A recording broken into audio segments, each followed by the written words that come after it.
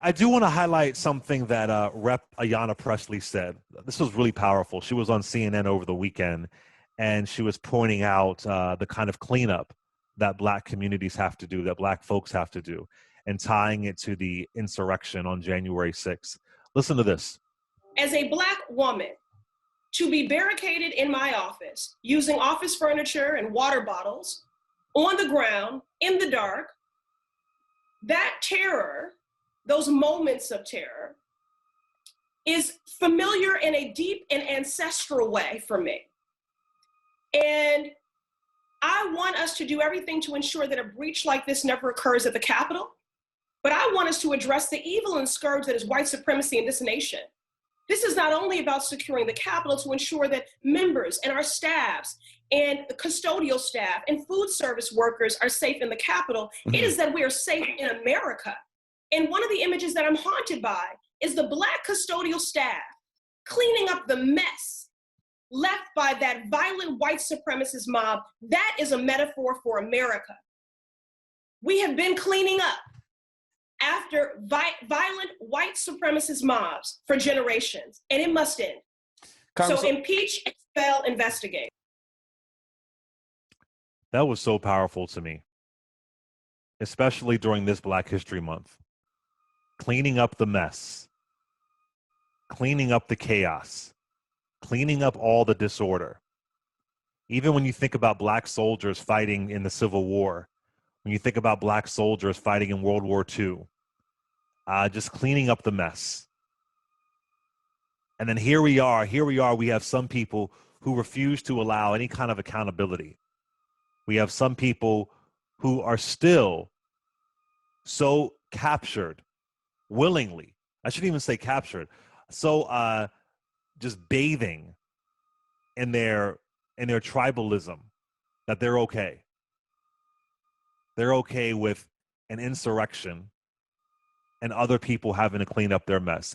And even politically, President Biden and Vice President Kamala Harris are going to have to clean up the mess over the past 4 years. Let me be clear, y'all. Some things they're not going to be able to clean up. It's going to be very difficult to clean up Trump's horrific judicial legacy.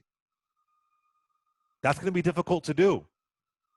So when certain things happen in the courts, y'all might want to blame Joe Biden or Kamala Harris, not knowing the mess they created. It's going to take a long time to clean up this coronavirus mess. President Joe Biden has to rebuild a pandemic response team, has to rebuild the CDC because it's been gutted.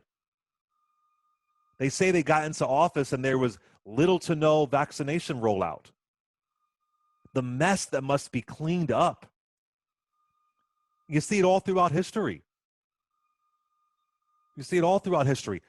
President Barack Obama had to clean up 8 years of President Bush, and which still had a lot of residue of the first Bush, of President Ronald Reagan. And Obama also had to clean up President Clinton's 94 crime reform bill and Ronald Reagan's 1988 Anti-Drug Abuse Act and Ronald Reagan's 1986 Anti-Drug Abuse Act. Cleaning up the mess. And then when you clean up the mess, some folks still won't give you credit. Some folks will say, well, you started the mess. That's what we're hearing now. We're hearing some Republicans say, well, this is your fault. Well, you blame it on Maxine Waters because she said protest. Blame it on Hakeem Jeffries or Cory Booker. Blame it on them. So this mess, it's wild. The mess is just shocking. So, I mean, that's why we got to be really clear of the kind of work this is going to take. The work this is going to take. So I really appreciated her saying that because, yes, this mess, there's a stench to it. And you can't make people think differently. You can't make people think differently about their white supremacy or their delusions or voter fraud or this, that, or the third. You just can't. So you have to clean it up only for somebody to mess it up again. What are your thoughts on this, Alan? Yeah, and I think it's compounding because, it's much like kindergarten, I guess. Once you spill that glitter, it's difficult to get it all back cleaned up. And that's what you're going to see with this virus, constantly saying, well, what about this? What about that? But, we're basically just using our resources to fix that. And I think in her statement, one of the things that people have to realize is that when that insurgency happened on the Capitol, it wasn't just the senators and the House representative that was under attack. It was also their staffs who are teenagers and college students, and also those same custodians, the lunch lady. All of those people were also under attack and on their job that day, and how they must have felt. Absolutely. And I would imagine there's still some kind of fear and trauma right now. Just walking these halls and having to, wonder, am I going to be okay? I got to look out of the side to make sure that, who knows? And there have been reports that there are going to be more uprisings. Right.